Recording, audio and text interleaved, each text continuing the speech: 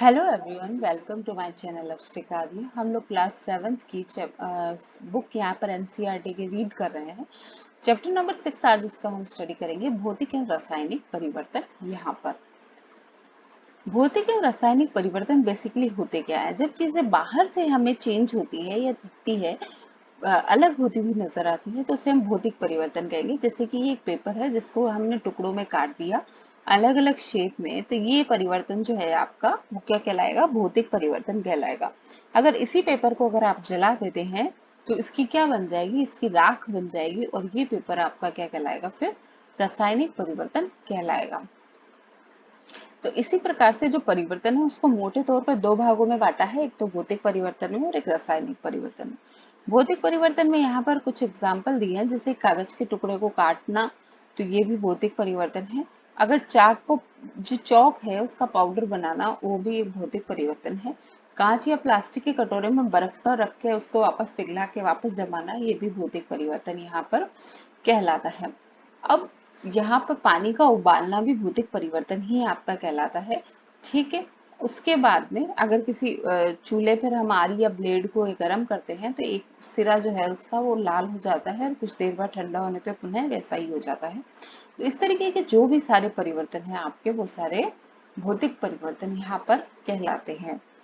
अब in activity से ये क्लियर हो गया कि भौतिक परिवर्तन क्या होते हैं। ठीक है, वह परिवर्तन जिससे किसी पदार्थ के भौतिक गुणों में परिवर्तन हो जाता है, भौतिक परिवर्तन कहलाता है। ये परिवर्तन उत्क्रमणीय होते हैं। ऐसे परिवर्तन में कोई नया पदार्थ नहीं बनता है। ठीक है। रासायनिक परिवर्तन बिल्कुल इसका जस्ट उल्टा है, कि बनने वाला पदार्थ जो है वो सामान्य पदार्थ से बिल्कुल अलग होता है, और अनुत्क्रमणीय परिवर्तन होते हैं। ठीक है। और इसमें बनने वाला जो पदार्थ है वो अलग ही बनता है, यानी नया पदार्थ यहाँ पर बनता है। यहाँ पर सबसे अधिकतर जो पूछा जाने वाला एग्जाम्पल है वो ये है कि लोहे का जंग लगना कौन सा परिवर्तन है? तो लोहे में जो जंग लगता है वो रासायनिक परिवर्तन होता है। नेक्स्ट इसके बाद में इसी के टॉपिक में आपको दिया है क्वेश्चन, एक आपका यहाँ से जो बनता है वो है, मैग्नीशियम के फीते को जलाते हैं हम, जलने के बाद में वो क्या होता है? एक राख बन जाती है। ठीक है। ये राख आपकी रासायनिक परिवर्तन है कि भौतिक परिवर्तन है? तो ये राख का बनना आपका क्या कहलाता है? रासायनिक परिवर्तन कहलाता है। ये इक्वेशन इसमें देखने की है कि मैग्नीशियम ऑक्साइड, ठीक है, जो राख बनी मैग्नीशियम ऑक्साइड की, किसको? मैग्नीशियम के फीते को जलाने पर जो भस्म बनी, उस भस्म को जल में घोलने पर एक नया पदार्थ बना। कौन सा पदार्थ बना? जो भस्म थी वो क्या थी? मैग्नीशियम ऑक्साइड थी। उसको जल में मिलाने पर मैग्नीशियम हाइड्रोक्साइड का निर्माण होता है, और मैग्नीशियम हाइड्रोक्साइड जो है वो क्या है? एक क्षारक है। ठीक है। मैग्नीशियम ऑक्साइड एक नया पदार्थ है, और मैग्नीशियम ऑक्साइड के जलने पर बनता है। मैग्नीशियम ऑक्साइड किसके जलने पर बनता है? मैग्नीशियम के जलने पर बनता है। और इस मैग्नीशियम ऑक्साइड में अगर जल मिला दें तो क्या बनता है? मैग्नीशियम हाइड्रोक्साइड बनता है, जो कि एक नया पदार्थ है। इसके बाद में नेक्स्ट जो आपका एक्सपेरिमेंट है वो ये है, कॉपर सल्फेट का हम एक विलयन देंगे। जो विलयन कैसा होगा? नीला होगा। ठीक है। इसमें अगर हम एक ब्लेड डालेंगे, इसके अंदर, किसके अंदर? कॉपर सल्फेट के विलयन में अगर हम एक लोहे की ब्लेड डालेंगे, यानी लोहे का कोई टुकड़ा डालते हैं, तो विलयन का रंग कौन सा हो जाता है? हरा हो जाता है। विलयन का रंग हल्का हरा हो जाता है। तो ये विलयन किसका बनता है? ये आयरन सल्फेट का विलयन बनता है। किसका विलयन बनता है? आयरन सल्फेट का ये विलयन बनता है, और कुछ मात्रा में यहाँ पर कॉपर निक्षेपित हो जाता है, यानी कॉपर यहाँ पर निकल जाता है। इसकी इक्वेशन हम यहाँ पर देखेंगे जो कि इम्पोर्टेंट है। कॉपर सल्फेट के विलयन यानी CuSO4, जिसे हम क्या कहते हैं? नीला तोताफी कहते हैं। इसमें हमने लोहा डाला है, यानी लोहे की ब्लेड या लोहे का एक टुकड़ा हमने डाला। उससे क्या बनेगा? आयरन सल्फेट का निर्माण हुआ है, जिससे विलयन का रंग क्या हो गया? हरा हो गया। और जो अवक्षेपण निकला है वो किसका निकला है? कॉपर का अवक्षेपण यहाँ पर निकला है भूरे रंग का।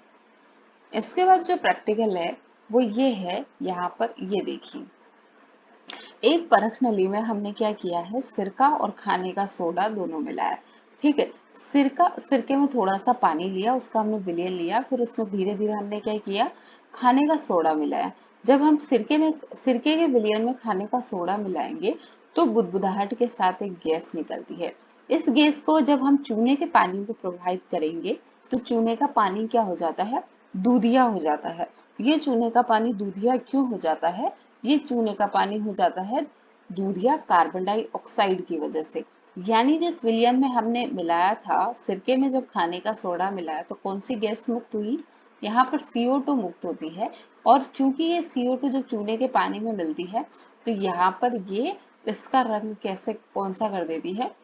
दूधिया यहाँ पर रंग कर देती है।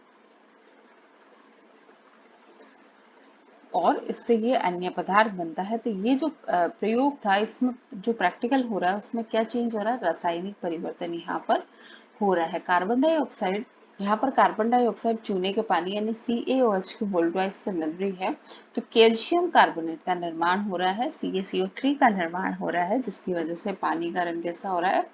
दूधिया यहाँ पर हो रहा है। यही यहाँ पर दिया है कि कैल्शियम कार्बोनेट की वजह से चूने का पानी दूधिया हो जाता है। ये क्वेश्चन आपका यहाँ पर एक और बनता है। तो इस तरीके से जब वह परिवर्तन जिसमें एक अथवा एक से अधिक नए पदार्थ बनते हैं वो क्या कौन से पदार्थ कहलाते हैं? रासायनिक पदार्थ कहलाते हैं। इस प्रकार की प्रक्रियाएं कौन सी होती है? रासायनिक अभिक्रिया कहलाती है। और ये जो अभिक्रियाएं होती है ये कौन सी होती है? ये अनुत्क्रमणीय अभिक्रियाएं कहलाती है। नेक्स्ट इसके बाद आपके कौन सा प्रैक्टिकल है? अच्छा, इसके बाद जो रासायनिक परिवर्तन है उसमें कौन कौन सी घटनाएं होती है वो बताया गया है कि इसमें किसी प्रकार की ऊष्मा, प्रकाश या विकिरण मुक्त होते हैं। इसमें ध्वनि उत्पन्न होती है। इसकी जो गैस निकलती है उस गैस में कई नई स्मेल, गंध आपको सूंघने को मिलती है। विलयन के रंग चेंज हो जाते हैं, नई गैस का निर्माण होता है। इस तरह की कई नई चीजें आपको रासायनिक परिवर्तन कहलाता है। मैग्नीशियम के फीते का जलना एक रासायनिक परिवर्तन है। ये क्वेश्चन एग्जाम में पूछा गया है। कोयला, लकड़ी अथवा पत्तियों का जलना भी रासायनिक परिवर्तन है। ये एग्जाम में पूछा गया है। वास्तव में किसी भी पदार्थ का जलना एक रासायनिक परिवर्तन है। जलने के साथ सदैव ऊष्मा का उत्पादन होता है। पटाखों का विस्फोट भी एक रासायनिक परिवर्तन है। ऐसे विस्फोट से ऊष्मा, प्रकाश, ध्वनि और ऐसी अरुचिकर गैसें उत्पन्न होती है जिससे वायुमंडल में प्रदूषण फैलता है। नेक्स्ट इसके बाद है सुरक्षात्मक आवरण यानी ओजोन परत की यहाँ पर बात की जा रही है। ओजोन परत की यहाँ पर बात की जा रही है। सूर्य के प्रकाश में हमारे हानिकारक पराबैंगनी किरणें उपस्थित होती है। तो ओजोन परत क्या है? इन पराबैंगनी किरणों को अवशोषित कर लेती है और पृथ्वी को इन किरणों से बचाती है। अब यहाँ पर देखेंगे कि ओजोन द्वारा पराबैंगनी विकिरण अवशोषित नहीं होती तो पृथ्वी की सतह पर पहुंचकर हमें अन्य जीवों की हानि पहुंचाती। ओजोन इस विकिरण से हमारी सुरक्षा प्रदान करने में प्राकृतिक आवरण की तरह यहाँ पर काम करती है। संभवतः आपने देखा होगा कि सेब को काटने के बाद भी अगर उसे तत्काल नहीं खा ले तो बुरा हो जाता है। ऐसा ही आलू या बैंगन इनके साथ भी होता है। तो ये सब चीजें क्या है?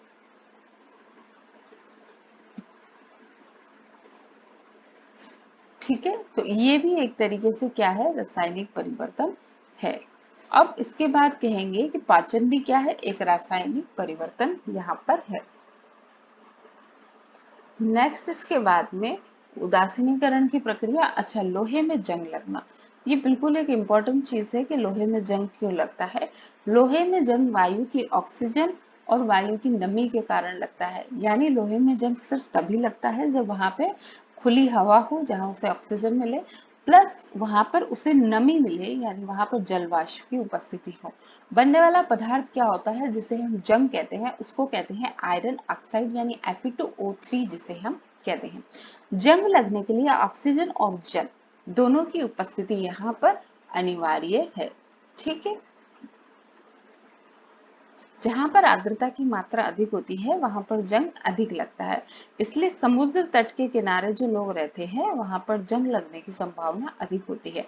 अब जंग लगने से वस्तु को कैसे बचाए? तो उस पर पेंट अथवा ग्रीस की एक परत चढ़ा लेते हैं। पेंट अथवा ग्रीस की परत चढ़ाने को हम क्या कहते हैं, यहाँ पर गैल्वेनाइजेशन कहते हैं। गैल्वेनाइजेशन यानी यशद लेपन जिसको कहते हैं। इस प्रक्रिया में क्या करते हैं, लोहे के ऊपर जिंक की परत हम चढ़ा देते हैं, जिससे क्या होता है, लोहे पर जंग नहीं लगता। तो गैल्वेनाइजेशन में किसकी परत चढ़ाई जाती है, गैल्वेनाइजेशन में जिंक की परत यहाँ पर चढ़ाई जाती है। नेक्स्ट इसके बाद है स्टेनलेस स्टील। बिल्कुल ये क्वेश्चन 10 दफा एग्जाम में पूछा गया है। स्टेनलेस स्टील के निर्माण में किसका उपयोग होता है, तो स्टेनलेस स्टील के निर्माण में लोहे में यानी Fe में क्या मिलाया जाता है, कार्बन मिलाया जाता है, क्रोमियम मिलाया जाता है, निकेल मिलाया जाता है और मैग्नीज मिलाया जाता है। यानी आपके Fe में इसके रिश्तेदार कौन कौन आए, कार्बन आया, क्रोमियम आया, निकेल आया और मैग्नीशियम आया। तो कोरोना में इसने बस 4 ही लोग बुलाए। ये चीज याद रखने की है। स्टेनलेस स्टील में क्या क्या मिलाया जाता है, तो Fe की बारात में CCr और NiMg उपस्थित थे। Fe की बारात में CCr और NiMg उपस्थित थे। ठीक है, Fe की बारात में CCr NiMg उपस्थित थे। क्रिस्टलीकरण क्या होता है, किसी पदार्थ को, जैसे अगर नमक की बात करें तो नमक के जो छोटे छोटे टुकड़े हैं वो क्या कहलाते हैं, उसके क्रिस्टल कहलाते हैं। क्रिस्टल उसके विलयन से ही प्राप्त करते हैं और इस प्रक्रिया को क्या कहते हैं, क्रिस्टलीकरण की प्रक्रिया है। क्रिस्टलीकरण की प्रक्रिया कौन सा परिवर्तन है, तो भाई साहब ये क्वेश्चन आप बिल्कुल यहाँ पर ध्यान से पढ़ लीजिए कि क्रिस्टलीकरण की प्रक्रिया एक भौतिक परिवर्तन है। क्रिस्टलीकरण की प्रक्रिया क्या है, एक भौतिक परिवर्तन है क्रिस्टलीकरण की प्रक्रिया। यहाँ पर आपके जो इतना बड़ा बड़ा डायग्राम दिया है, मैं फिर से अपने आप को एक ही बात कहती हूँ, जब भी आप RBSc या NCERT की किताबें पढ़ रहे हैं तो इन डायग्राम्स को बिल्कुल हल्के में ना लें। यहाँ पर बिल्कुल देखिए आप, जो ये क्रिस्टलीकरण की प्रक्रिया यहाँ पर दिखाई है, तो ये जो कॉपर सल्फेट है उसके विलयन को यहाँ पर क्रिस्टल के तौर पे दिखाया है। कॉपर सल्फेट के विलयन से क्रिस्टल कैसे बना है, इसमें तनु HCl की कुछ बूंदे मिलाई है जल के अंदर और फिर इसको उबालना शुरू किया, उसके अंदर कॉपर सल्फेट का चूर्ण मिलाया। तब तक मिलाया जब तक कि चूर्ण घुलना बंद नहीं हो जाए, यानी इस विलयन की सांद्रता अधिकतम हो गई। उसके बाद इसे छानकर इसको छोड़ दिया और जब ये सूख गया तो हम देखेंगे कि इस तरीके का एक क्रिस्टल हमें मिलता है। ठीक है, जिससे क्या कहेंगे, कॉपर का क्रिस्टल हम कहेंगे, कॉपर सल्फेट के क्रिस्टल। तो क्रिस्टलीकरण की प्रक्रिया क्या है, क्रिस्टलीकरण एक भौतिक परिवर्तन है। क्लियर है। परिवर्तन कितने प्रकार के होते हैं, दो होते हैं, भौतिक और रासायनिक परिवर्तन होते हैं। भौतिक परिवर्तन में पदार्थों के गुणों में कुछ परिवर्तन होते हैं, इन परिवर्तनों से कोई नई पदार्थ नहीं बनते, उत्क्रमणीय होते हैं। रासायनिक परिवर्तनों में क्या होता है, नए पदार्थ बनते हैं और मोस्ट ऑफ क्या होते हैं, अनुत्क्रमणीय होते हैं। हो सकता है एक आधा कोई एक्सेप्शन हो जो मुझे याद ना हो, पर रासायनिक परिवर्तन अनुत्क्रमणीय होते हैं 99%। कुछ पदार्थों को क्रिस्टलीकरण द्वारा उनके विलयनों से शुद्ध अवस्था में प्राप्त किया जाता है। तो पदार्थों को शुद्ध अवस्था में प्राप्त करने के लिए कौन सी प्रक्रिया अपनाई जाती है, क्रिस्टलीकरण की प्रक्रिया अपनाई जाती है, जैसा कि नमक में होता है। प्रकाश संश्लेषण क्या है, रासायनिक परिवर्तन है। जल में शक्कर का घुलना भौतिक परिवर्तन है। कोयले का जलना रासायनिक परिवर्तन है। मोम का पिघलना, मोम का पिघलना रासायनिक परिवर्तन प्लस भौतिक परिवर्तन दोनों है। एल्यूमिनियम के टुकड़े को पीट कर उसका पतला फॉइल बनाना उसका भौतिक परिवर्तन कहलाएगा। भोजन का पाचन जो है वो रासायनिक परिवर्तन कहलाएगा। लकड़ी के लट्ठे को टुकड़ों में काटना एक रासायनिक परिवर्तन है, नहीं, यह क्या है, भौतिक परिवर्तन यहाँ पर है। पत्तियों का खाद बनना एक भौतिक परिवर्तन है, नहीं, पत्तियों का खाद बनना एक रासायनिक परिवर्तन है। जस्ते लेपित लोहे की पाइप में आसानी से जंग नहीं लगती, बिल्कुल, इसे गैल्वेनाइजेशन कहते हैं। लोहा और जंग एक ही पदार्थ है, नहीं, लोहा क्या है, Fe है। ठीक है, और जो जंग है वो क्या है, Fe2O3 है, फेरस ऑक्साइड है। भाप का संघनन रासायनिक परिवर्तन नहीं है, देखिए ये सत्य है, भाप का संघनन रासायनिक परिवर्तन नहीं है। ये बात सही है क्योंकि यह क्या है, यह एक भौतिक परिवर्तन है। जब कार्बन डाइऑक्साइड को चूने के पानी में प्रवाहित किया जाता है तो calcium carbide CaCO3 CaCO3 calcium carbonate CaCO3 Ca2CO3 के CaCO3 कैल्शियम कार्बोनेट बनता है। हो सकता है यहाँ पर कुछ गड़बड़ हो, कैल्शियम कार्बोनेट बनता है, ठीक है, जिसके कारण ये दूधिया रंग का हो जाता है। खाने के सोडे का रासायनिक नाम क्या है? तो खाने के सोडे का रासायनिक नाम है, यहाँ पर हमने पढ़ा था हाइड्रोजन सल्फेट। एक बार मैं डबल श्योर होना पसंद करूंगी, गलत बताने से बेटर है कि हम डबल श्योर हो जाए। ये रहा सोडियम हाइड्रोजन कार्बोनेट। क्या है? Sodium hydrogen carbonate. क्या बोलेंगे? सोडियम हाइड्रोजन कार्बोनेट बोलेंगे इसे, सोडियम हाइड्रोजन कार्बोनेट। हमारा क्वेश्चन कहाँ गया?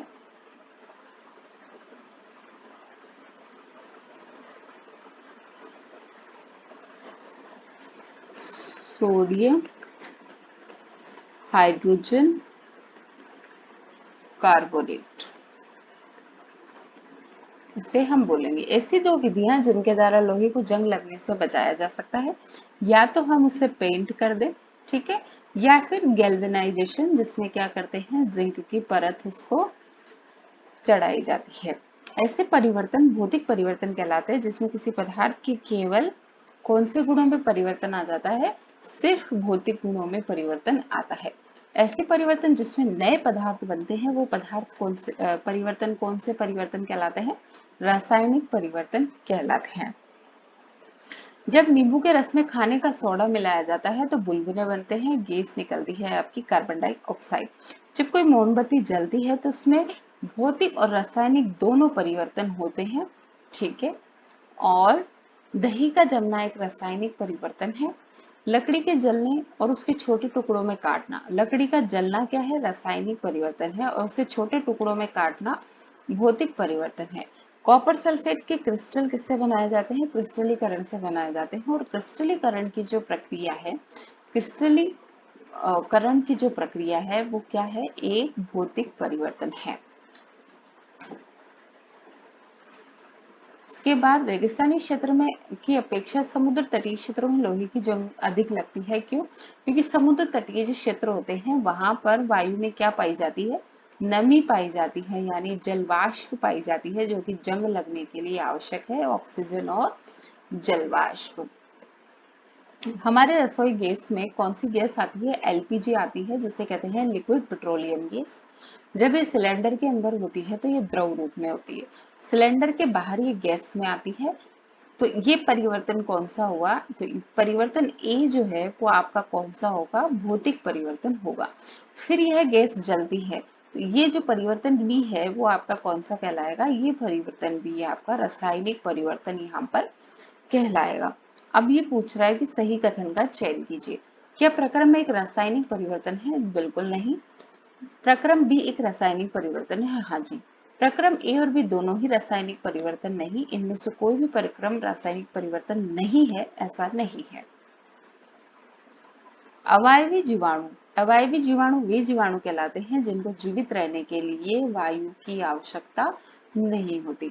जैविक अपशिष्ट पदार्थों यानी सड़े गले जो पदार्थ होते हैं इन पे ये अवायवी जीवाणु उत्पन्न होते हैं, जैसे कि कवक है, फंगस है, ये सब आपके अवायवी जीवाणु होते हैं। अपघटित कर कर जैव गैस यानी बायोगैस का यहाँ पर निर्माण करते हैं, तो ये परिवर्तन आपका कौन सा कहलाया? रासायनिक परिवर्तन आपका ये कहलाएगा। फिर जैव गैस ईंधन के रूप में जलाई जाती है। जैव गैस जो गैस बन रही है उसको ईंधन के रूप में जला रहे हैं, यानी ये परिवर्तन भी आपका कौन सा कहलाया? रासायनिक परिवर्तन कहलाया। आपने गैस को ईंधन के रूप में जला लिया, परिवर्तन कौन सा कहलाया? रासायनिक परिवर्तन कहलाया। प्रक्रम एक रासायनिक परिवर्तन है, सही है। प्रक्रम बी भी एक रासायनिक परिवर्तन है, बिल्कुल सही है। तो प्रक्रम ए और बी दोनों ही रासायनिक परिवर्तन है, आंसर इसमें सही है ये। इनमें से कोई भी प्रक्रम रासायनिक परिवर्तन नहीं है, ऐसा नहीं है।